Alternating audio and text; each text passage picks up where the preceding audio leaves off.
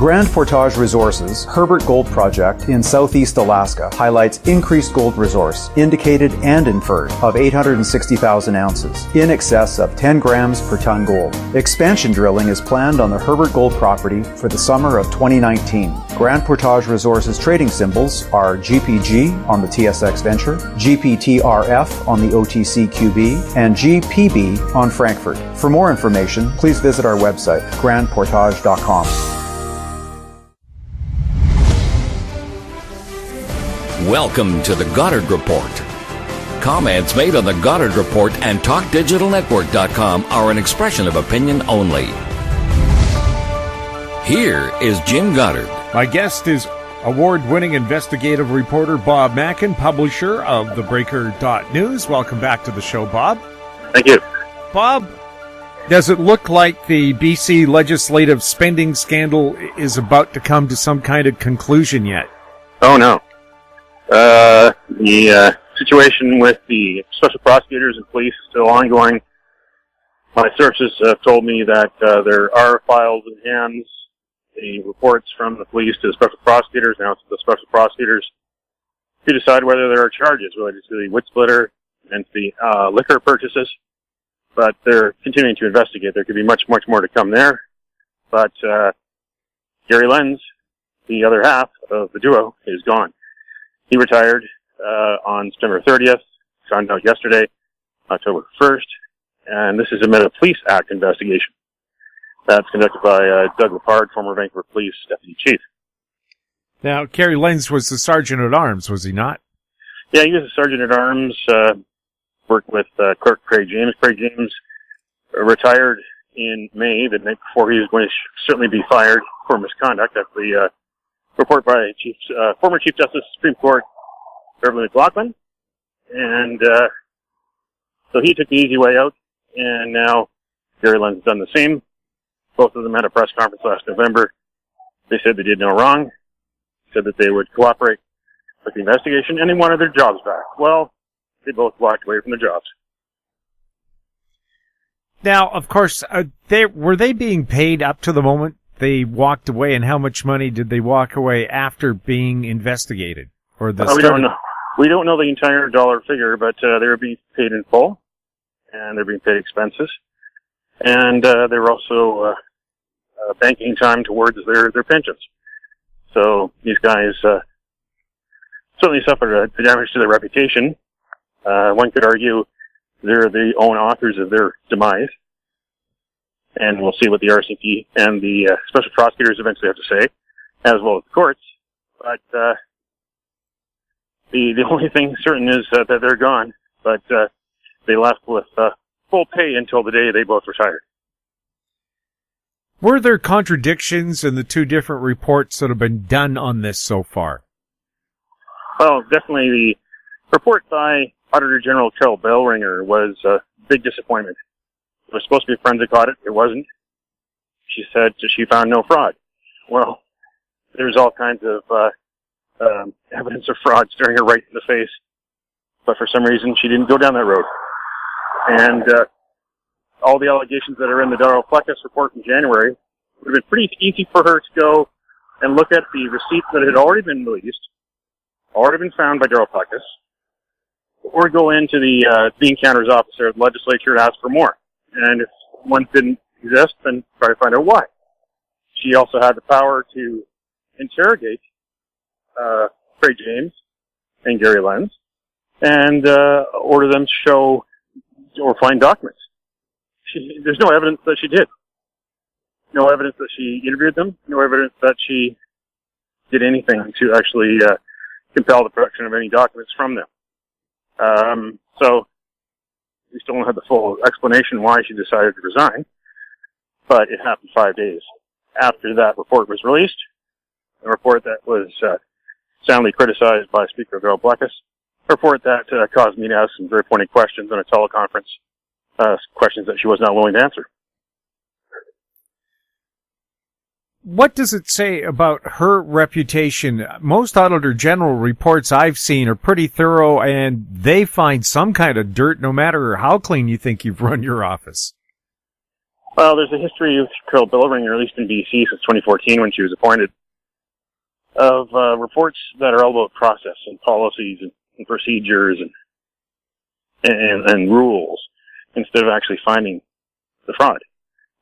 We saw what happened with this report, in which she basically looked at policies and procedures. There was dirt in the middle of the floor, but she was focused on making sure that the broom and the mop were in the right place in the corner, to use that analogy. That's what was going on with Carol Billringer's report. Bob, what's the next step then in the legislative spending scandal? Well, there's going to be a report that will be released eventually by Doug Lepard into the investigation of the Police Act of Gary Lenz. So that's the next step. The legislature reopens next week, and expect that report to be out pretty soon. Pardon me, I'm just carrying a big computer bag in my back today. But that report will be out pretty soon, and we'll see all about what was being investigated by Doug Lepard of Gary Lenz and why Gary Lenz decided to call it a day. We'll have more with Bob Mackin right after this. Media recognition from Bloomberg, Reuters, recycling trade publications, patented process for 100% recovery of critical metals, including cobalt, lithium, nickel, manganese, aluminum. American Manganese is focused on recycling lithium-ion batteries for electric vehicles. American Manganese trades on the TSX Venture, AMY, the US, AMYZF, and Frankfurt 2AM. For more information, visit AmericanManganeseInc.com or phone me, Larry Ray, at 778-574-4444. Avon Resources Limited is a gold exploration company with significant projects in British Columbia and the Yukon, trading on the TSX Venture Exchange, symbol ABN, and the OTCQB, symbol ABNAF. Surrounded by world-class gold deposits and mines, Avon's 23,000 hectares Forest Kerr Gold Project is located in the heart of the Golden Triangle in northwestern BC. For more information, visit us at avonresources.com. Welcome back. We're speaking with Bob Mackin. Bob, you were at the BC Municipalities Union Convention where the Chinese government had a controversial guest suite or hospitality suite. You dropped by. How did the politicians who attended that suite react to your visit? Varying degrees. I had a nice conversation with Pete Fry, councillor from the City of Vancouver. Before he went in, I also had an interview with Chuck Buckmeyer, councillor from Westminster. They were pretty rational about their position, defending their position. However unpopular it is with voters, with the public. Lisa Helps, she was a different story. I was roving the room while the Consul General was doing her speech. It really wasn't the greatest speech of all. I was keeping quiet, but as a photographer roaming the room, taking photos of people in the room, including Lisa Helps, the mayor of Victoria. And she didn't appreciate being photographed. And she started waving her arms and making faces. She even made a lunge towards my camera. And I took a step back and wondered what was happening.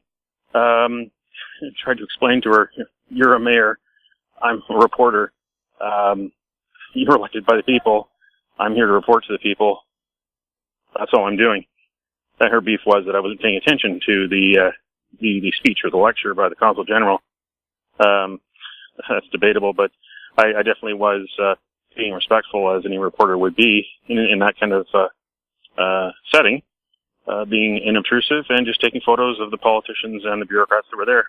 And she was the one that didn't like it. She did come afterwards and didn't apologize, but did agree to do an interview and put her side forward, which was similar to what Pete Fry from Vancouver and Chuck Buckmeyer from Westminster did as well, put their sides forward, and we're really unapologetic for I guess turning a blind eye to the human rights issues that are at play that are self-evident with China, as well as the situation in Hong Kong, the situation in Xinjiang, where at least 1 million Muslims have been put into jail for re-education, and human rights activists even call it a concentration camp system there. So you have these politicians who are more interested in engagement and trade issues than they are with human rights issues. And these are politicians that, the kind of people that a couple of decades ago were concerned with apartheid in South Africa, for instance. They seem to be turning a blind eye to discrimination and injustice in China because it is such a big and important trade partner with Canada. And I find that quite unfortunate that British Columbia and Canada does have resources that China needs.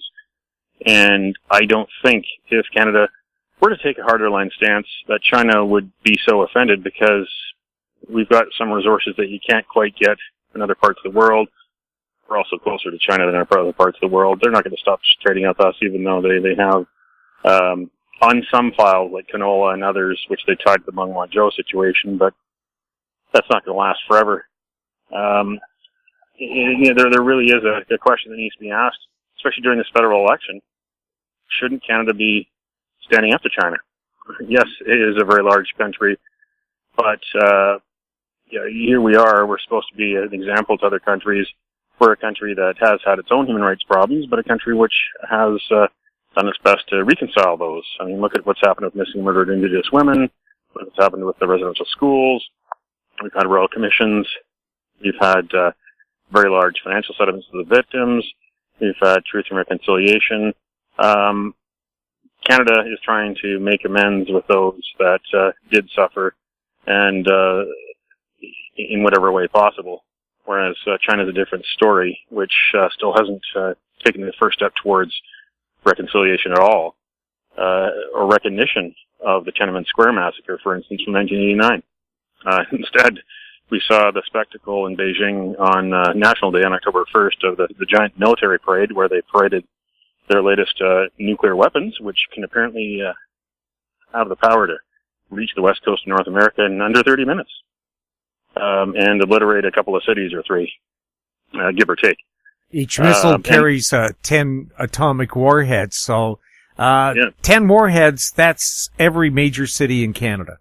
Yeah, well, we do have more distance, so it might not be able to reach St. John's or even St. John if one was directed towards Vancouver and Calgary and Edmonton.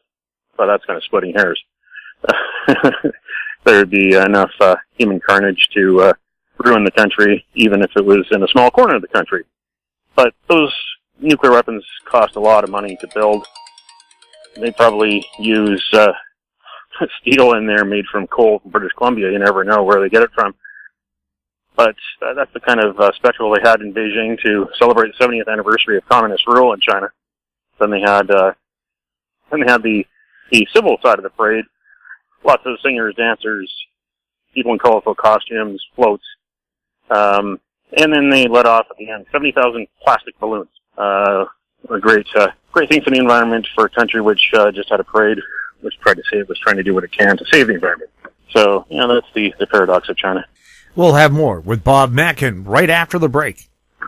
Cypress Development Corp. is developing a world-class lithium resource in the heart of Clayton Valley, Nevada. The size of the resource makes the Clayton Valley project a premier asset with the potential to impact the future of lithium supply. Cypress Development Corp. trades on the TSX Venture Exchange, symbol CYP, the OTCQB, symbol CYDVF, and on Frankfurt, symbol C1Z1. For more information, please visit our website, cypressdevelopmentcorp.com. Don't miss out. Stay informed. Receive the HowStreet.com weekly recap with thought-provoking podcasts, radio, and articles delivered to your inbox. Sign up for the HowStreet.com weekly recap on our homepage at HowStreet.com. Welcome back. We're speaking with Bob Mackin. Bob, you interviewed a person who survived Tiananmen Square and still lives in communist China. What's their life like? Well, there's Zhou Fengshuo. He does not live there anymore. He went to the United States in 1995, worked as a stock trader for a while, and he now is based in California, where he enjoys living, of course, and he can travel freely in most places in the world, including Canada. He came to Richmond, to Aberdeen Centre, in mid-September. There was a protest by the pro-Hong Kong democracy groups in Vancouver. They gathered at Aberdeen Centre, about 1,000 of them, and that's where they sang "Glory to Hong Kong," which is the unofficial anthem of this movement, the unofficial anthem of Hong Kong. So afterwards, I spoke with Zhou Fengshuo, who has his own foundation. It's called Humanitarian China, which tries to promote human rights and free speech, rule of law, and tries to help people in China. It tries to help get people out of China. And he had a very pessimistic view of China. We saw what happened in the lead up to the Summer Olympics in 2008. We saw what happened way back in the early 2000s when China got admitted to the World Trade Organization. You know, the Western world, Canada, United States, European Union thought China was going to open up because trade and tourism would be the first step, and the next step would be political reform, democracy someday. And that was the hope of many, including people like Zhou Fengshuo, that maybe someday China would become democratic, so maybe someday that China would actually acknowledge that its soldiers killed their own citizens who were peacefully protesting for democracy and free speech back in the spring of 1989. Well, those hopes have been dashed with the leadership for the last 6-7 years of Xi Jinping, who fashions himself as a leader on the level of Mao. And we saw that in the military parade, how he paraded around there in the convertible limousine with microphones and then stood atop the gate there at the Forbidden City just above the Mao Zedong portrait that you see there that faces endlessly towards Tiananmen Square in Beijing. Well, Xi Jinping has cemented himself as the supreme leader for life in China. The term limits were abolished in early 2018. And so people like Zhou Fengshuo, who do travel and speak and do interviews, are worried about the people living in Xinjiang, of course, and worried about the future of Hong Kong, which was supposed to be one country, two systems. But people in Hong Kong who keep on protesting are hopeful that they can attract the attention of the rest of the world, including Canada, which is in an election right now, to try to put pressure on China. And all this protesting they've done since June and the media attention they've got, and especially American politicians paying a lot of attention and American politicians directing their words at Xi Jinping. And of course, there's the trade dispute and trade negotiations. But all of the protesting that the Hong Kongers have done, you know, the Chinese haven't sent the tanks in yet. They haven't clamped down yet. We have, yes, seen some police brutality, quite often. But, the worries haven't been fulfilled yet, which I find quite interesting. And you've got to wonder how long this is going to last. Will the protests die down, for instance, when the weather changes? You know, Hong Kong is susceptible to typhoons. They get typhoons there, and that'll certainly clear people off the streets and keep people off the streets when a typhoon inevitably happens. It'd be a natural challenge. But all this protesting, all this pressure does seem to have caused China to take a step backward and not go aggressive. And I find that very interesting. And we don't know what is going on in the minds of the Politburo. They don't tell us, of course. They're not very transparent. But this movement in Hong Kong shows no signs of subsiding at all. And where does it go next? And what does it do? Does it cause economic turmoil? Does it cause migration? We have seen some upticks in real estate, and local real estate experts have said that that's because there are Hong Kongers looking for a safer place to put their money, or Hong Kongers who already have a place in Vancouver coming back to where they bought previously. This is an interesting question, especially since the 70th anniversary of China came and went on October 1st, and people in Hong Kong protested again. We'll see where it goes, especially as it ties to the election here in Canada and the trade dispute with the United States. What is the latest on the Meng Zhao Huawei executive extradition? Meng Wanzhou is going through a court hearing. It's first of several court hearings. The actual extradition case doesn't start until January, but the hearings that started last week have been about evidence disclosure, that her lawyers want more. They want more documents. They want more recordings. They want more video, more audio. They want more notes. They want more briefing notes. They want more email. They want more, just so they can make their case. Well, the lawyer for the Attorney General of Canada, which is acting on behalf of the United States in this matter, just calls it a fishing expedition. But we have seen some interesting small revelations along the way that the CBSA did show the RCMP the passwords for Meng Wanzhou's electronics items that were seized.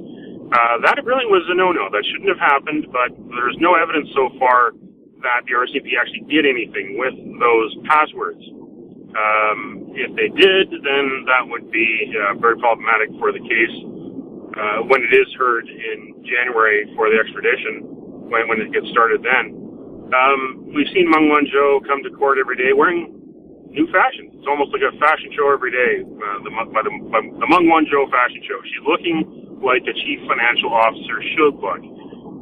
We saw her, of course, in previous court dates last year for the bail hearing, of course, and for other court dates earlier this year, in the winter and the spring. She looked like someone that could have gotten off the nearest bus from the nearest English language instructional school.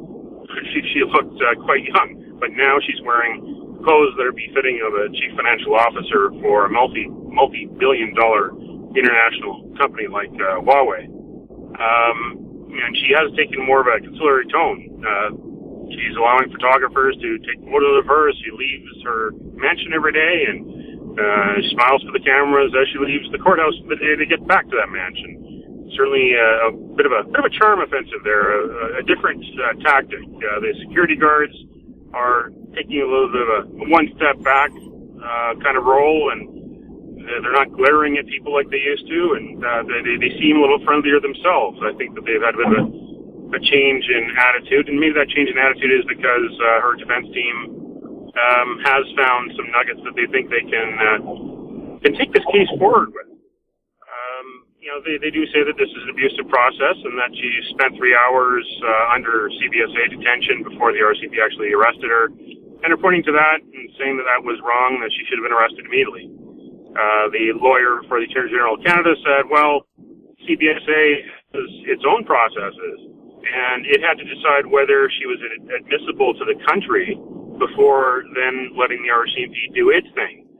And so there will be arguments in court in January, of course, more on this point, and we'll see both sides bring case law to the table, where they'll say that in certain cases,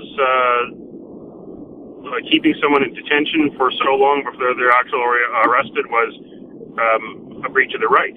And, of course, the Attorney General of Canada will counter with other cases saying that's perfectly fine, that the Customs and Border Services people have their job to do to make sure that someone who they let into the country is who they say they are, and someone who has no criminal past or present.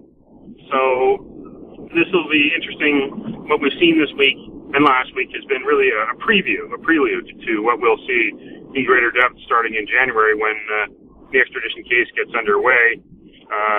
And then, of course, more legal arguments about the abusive process and political interference, which the defense says is what's really behind Meng Wanzhou's arrest.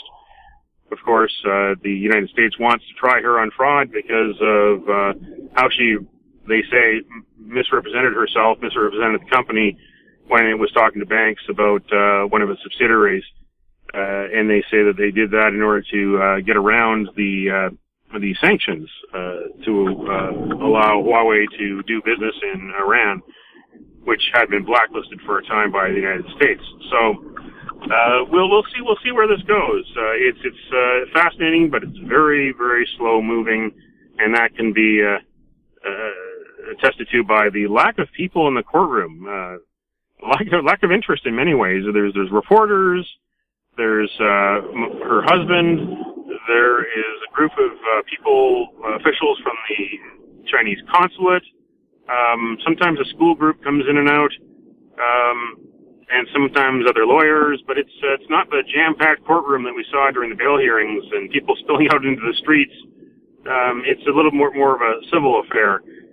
But when the full extradition hearing does get underway, when things get really happening in 2020, there will be an application by a consortium and media groups to broadcast or webcast the proceedings. So people will be able to watch this around Canada and around the world as it goes forward in the new year. And of course, these extraditions, if someone doesn't want to be extradited and they've got deep pockets to hire lawyers like Meng Wanzhou and Huawei do, well, this could take a long time. As it winds its way through the courts, one court could decide one way and then it could be appealed. That court could decide another way and it could be put to a court even higher. Maybe this will go to the Supreme Court of Canada one day. Maybe this will be happening for the next 10 years. You never know what'll happen in the lives of Meng Wanzhou, of Huawei, of what China might be like in 10 years, what Canada might be like in 10 years. But that's where this could be going. As long as the United States wants to try her, then this is going to proceed in courts here in Canada. Yeah, so when you said 10 years, that's not exaggerated. Rakesh Saxena, that case took at least 10 years, didn't it? Oh, yeah, that was a case where, again, you had someone who was wanted by a foreign country and didn't want to leave Canada, didn't want to go and face justice in another country, and did whatever possible, however expensive it was, to stay here and to fight the charges and to fight the extradition order. So, yeah, it really is something that could be going on for a long time, and eventually people will be spotting Meng Wanzhou around town. You never know where her favorite restaurants might be and favorite clothing stores are. Yeah, she's certainly not hiding in that mansion when she goes to the court dates, but yeah, this is going to be a long process, and maybe we will see her, as she said through her lawyer back in December during the bail hearing. Maybe she will enroll at UBC to study for a business degree. That was one idea that she had, that her lawyer David Martin voiced back last December, and if she's going to be here up to that many years, well, that's what you might see her doing. That's enough time to get a PhD. Oh, yeah. Also on the local or in the BC political scene, Kelowna West MLA Ben Stewart back in the Liberal caucus. Wasn't he under investigation by Elections BC? Yeah, what happened was he sent a letter to Elections BC on August 1st. Don't exactly know all of the timeline because he's not really talking about it.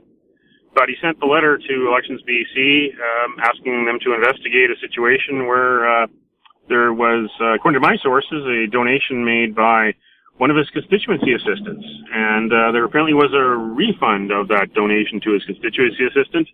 And so they investigated. It took 2 months. They announced that they found no violation of the Election Act and that Ben Stewart is free to rejoin the BC Liberal caucus, which he did.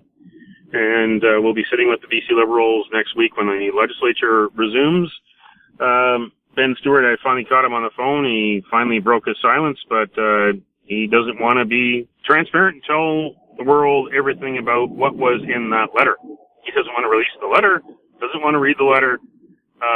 He says that there's confidential information there, and Elections BC itself isn't releasing its investigation report. It released a news release. That's it. And it was a paragraph or so, and that's it. So we don't know exactly all of the allegations here. We don't know what section of the Election Act they actually compared the situation to. We don't know exactly who they talked to. I find that troubling, especially since campaign finance has been a major issue in the last several years. And, now Ben Stewart, as much as Elections BC says he's free to rejoin the BC Liberal caucus, there was never anything in doubt about him being an MLA, but he stepped away from the BC Liberal caucus. If Elections BC says it's okay for him to do so and there's nothing wrong, well, it'd be nice if they could exactly show us the work that they did to find that out and what their investigation department is made of. Because it's wrong for us to have clouds over politicians. We want our politicians to be responsible and to be accountable. And if they're going to be put under investigation, well, it'd be nice to see how fair and thorough the investigation was and see what the conclusions were. And in this case, that's not what we're getting. Bob, thank you so much for chatting with us. Thank you. My guest has been award-winning investigative reporter Bob Mackin, publisher of thebreaker.news, his website, thebreaker.ca. If you have any questions for Bob or any of our other guests, you can send them to info@howstreet.com. Our YouTube channel is Talk Digital Network. I'm Jim Goddard. Thank you for listening. Comments made on the Goddard Report and TalkDigitalNetwork.com are an expression of opinion only. The Goddard Report is available online and mobile at TalkDigitalNetwork.com. The Goddard Report is a production of How Street Media Incorporated.